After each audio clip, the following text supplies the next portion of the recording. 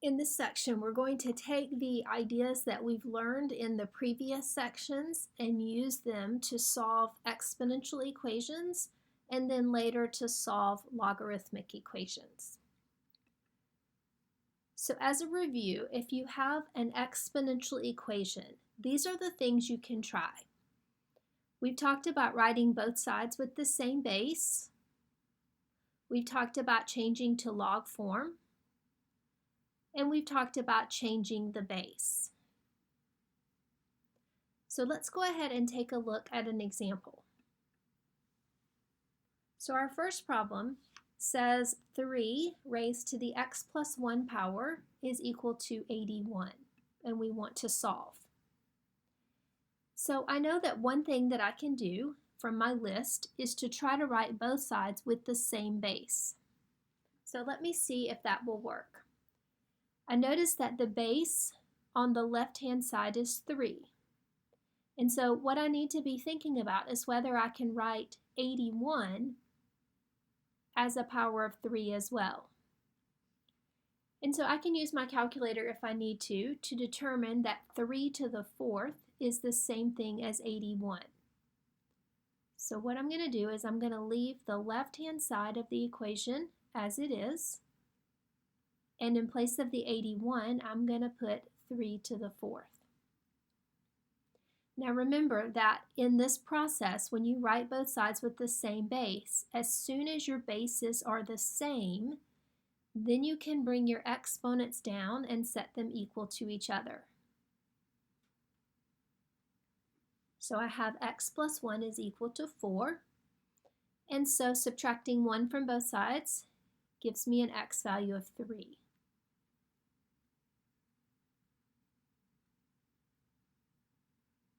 So this is an example where writing with the same base makes the problem something that we can then work.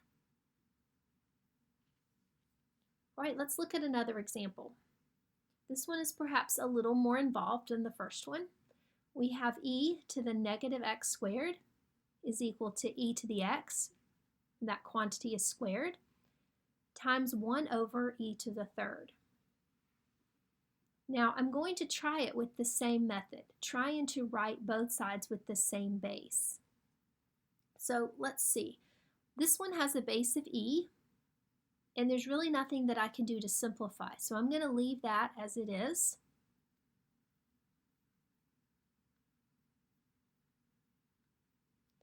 This quantity also has a base of e, and I'm going to go ahead and do the multiplication in the exponents. So this will become e raised to the 2x power. Now for our third term, because it's a fraction, I probably want to take it out of fraction form. So remember that we said that if we have e to the third in the denominator of a fraction, and we move that to the top, the exponent will become negative. So I'm going to rewrite 1 over e to the third as e to the negative 3 power. All right, so now I'm going to do just a little bit of simplifying on the right-hand side. So I'm going to leave the left-hand side alone, and I'm going to use a law of exponents to combine the two terms on the right. Remember that we have a rule that says that if our bases are alike and we're doing multiplication, then we will add our exponents. So I can combine these two terms and make it 2x plus a negative 3, or better yet, let's make it 2x minus 3.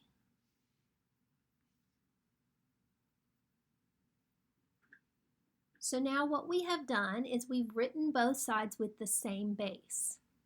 So again, remember that once that's done, once you have the same base, you can then take your exponents and set them equal to each other.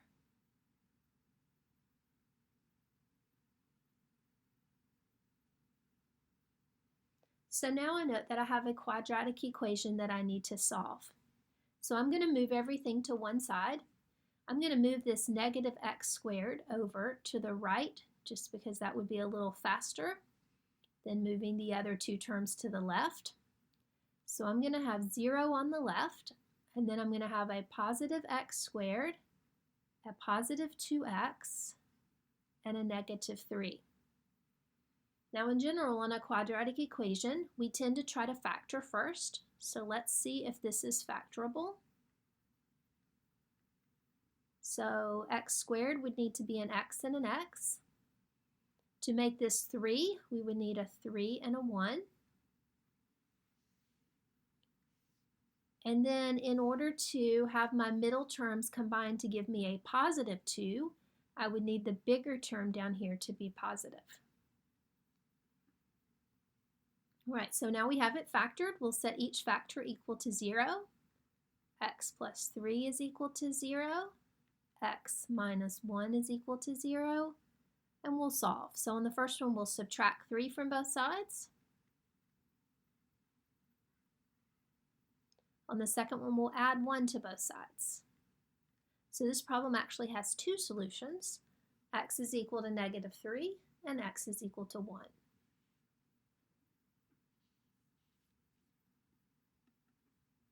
Okay, let's consider this problem. So the previous 2 examples that we've been looking at have been problems where we could write with the same base to solve. This one, we're going to have to do something different because my base is 2 and I can't write a 5 as a power of 2. So let's go back to our list for a second. So I know that both sides with the same base is not going to work. Changing to log form works in certain cases. Changing to log form is most helpful in a situation where the base is an e.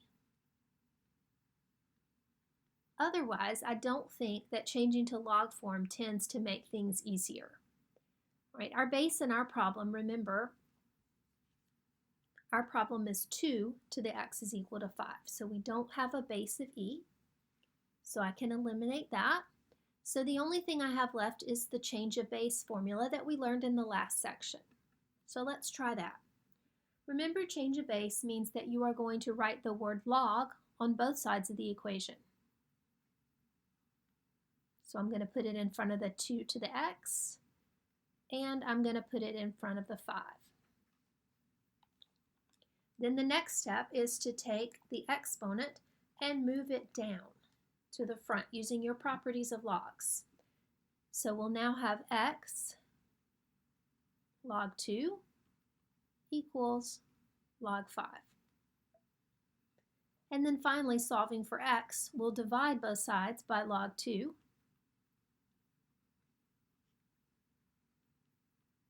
Which will cancel on the left, leaving me just an x. And on the right-hand side, it gives me something that I can put in my calculator. So I'll do log 5, close the parenthesis, and then divide by log 2. And that's going to give me, we'll round to 2 decimal places, so 2.32 would be our final answer here.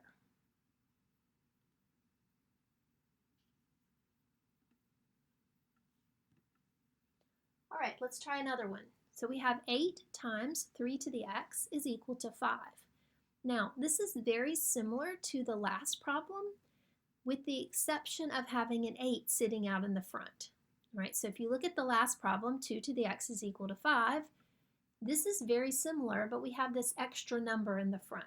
So the first thing that I'm going to do before I really get started working on the problem is I'm going to divide out that 8 on both sides. So now I have 3 to the x is equal to 5 over 8, and it looks a little bit more like what I would like in terms of working a problem.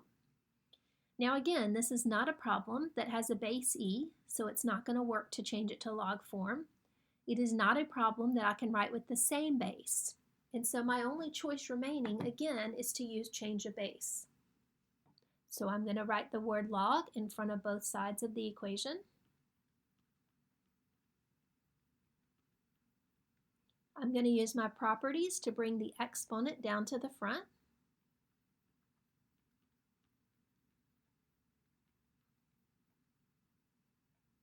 And then I'm going to divide to solve for x. So I'll divide both sides by log 3. It's going to cancel over here. And then I'll go to my calculator with what's left. So I'll enter in log of 5 over 8, close the parenthesis, and then divide by log 3. So rounding to 2 decimal places, we'll have an x value of negative 0.43 for our answer.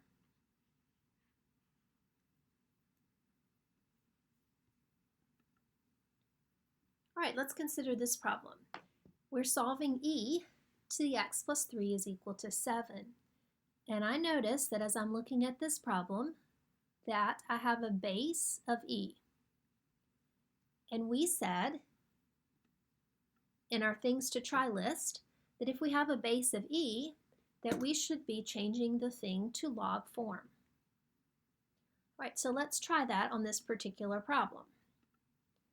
So I'm going to change the form on this. Remember, to change the form, you'll write down the word log and put your base in. So I'm going to put the base here as a subscript. And then locate the position for the other two parts. Remember that you start with your base, you go to the other side to get your exponent. So the x plus 3 is going to go over here. And then the third piece will go in the blank that we left. Now also remember that this log base e, we talked about this in class, this is the same thing as the natural log. And we have that button on our calculator. So I have the natural log of 7 is equal to x plus 3, and I need to solve for x. So I'm going to subtract 3 from both sides. Okay, now you want to be very careful here because the natural log of 7 is one part of the problem, and then you have minus 3. You cannot take the 7 minus the 3 and then put it underneath the natural log. Right, so when it goes in your calculator, and that's where we're going with this, and you want to check this, you're going to put the natural log of 7 in, close the parenthesis, and then subtract 3. And for your x value, you should get negative 1.05. So again, you want to be very careful that you don't make a mistake and actually combine the 7 that's part of the natural log with the 3, which is just a regular number. All right, let's look at one last problem. This one is a little more complicated than the other ones that we've worked. If I think about my options here, I know that I cannot write both sides with the same base. My bases are 3 and 5. There's nothing common between those two. I do not have a base e, so changing to log form is not going to help. The only option I have is change a base. So remember, change a base starts by taking the log of both sides of the problem.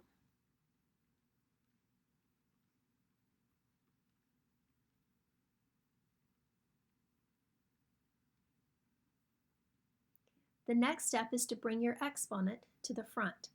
Now, when I bring that exponent to the front, I'm going to put it in a set of parentheses to remind myself that log 5 is multiplied by everything in that parenthesis.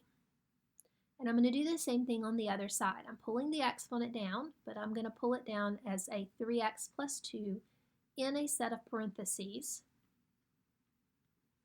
times log 3. All right, so now we want to figure out what our answer is going to look like. My best suggestion to you here is that you go ahead to your calculator and do log 5 and get a decimal approximation for that. That's going to be the easiest approach to finishing up this problem. So when I type log 5 in my calculator, I get 0.69897. So I essentially get 0.70. And when I type log 3 into my calculator, I get 0.477, so 0.48. Now once the logs are gone, it really just becomes an algebra equation that you want to solve. It is a little tedious because of the decimals, but it is totally something that we should be able to do.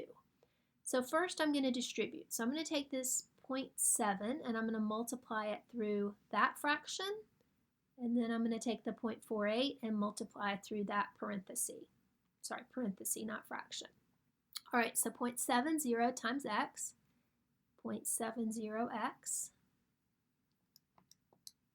Then we're going to multiply 2 times 0.7, which would be a negative 1.4.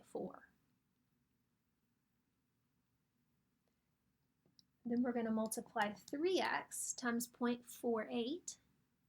It's going to give me 1.44x plus, and then 2 times 0.48 is going to be 0.96. All right, we want to try to get the x's on one side of the equation. So the first thing I'm going to do is I'm going to add the 1.40 to both sides of the equation.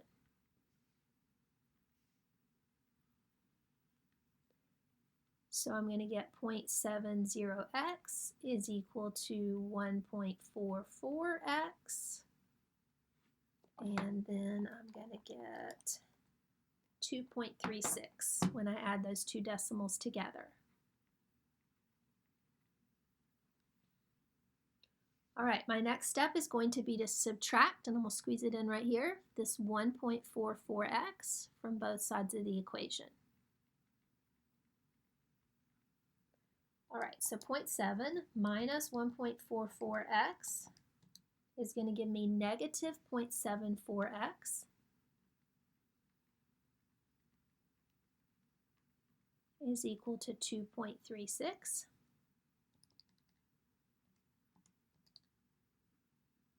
And then I'm going to divide both sides by negative 0.74,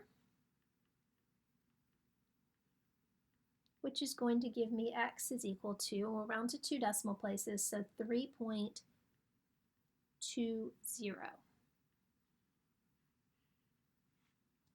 Now, you want to keep in mind, or negative 3.20, and you want to keep in mind that this is completely something that you could check, because you could raise both sides to that power and make sure that you get the same answer. All right, so keep in mind as you're looking at your exponential equations, you can change the base, you can write it in log form, or you can write both sides with the same base.